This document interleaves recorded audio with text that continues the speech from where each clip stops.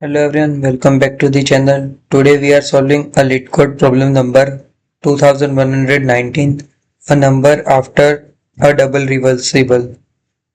This is very interesting beginner friendly max observation problem with an extreme simple solution. So let's start with the solution. First we will see the problem statement. We are given an integer num. First reverse the number, then reverse the reversed number again. Our task is to check whether the first number become equals to the original number. Suppose the number equals to 526. Reverse first reverse it for one time. Then it become 625. Then reverse it again. Then it become 526. Oh, same as the original. So return the true. Now the most important observation is if the number end with 0, that is that after reversible leading 0 will disappear. For example, there is 101800. Reverse it become 81 only, and then reverse it become only 1818. The original number was 1800 and the final outcome is only for 1818. The 0 will disappear, so we will return false. The final observation is if the number is 0, always true.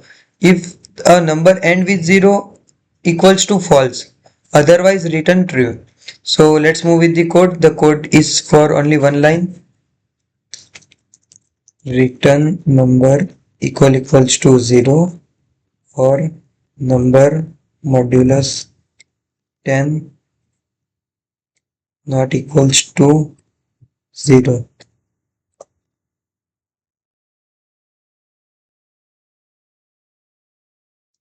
So only this line is the code for that problem.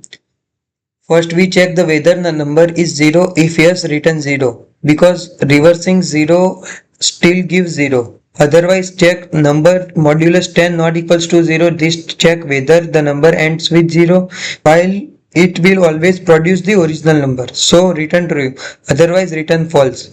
For the dry run, suppose the number is 120, reverse it become 21, and on reversing again it becomes 12. The original number was 120 and the final outcome was only 12, so it will return the false. The time complexity is O into 1 and place complexity is also O into 1.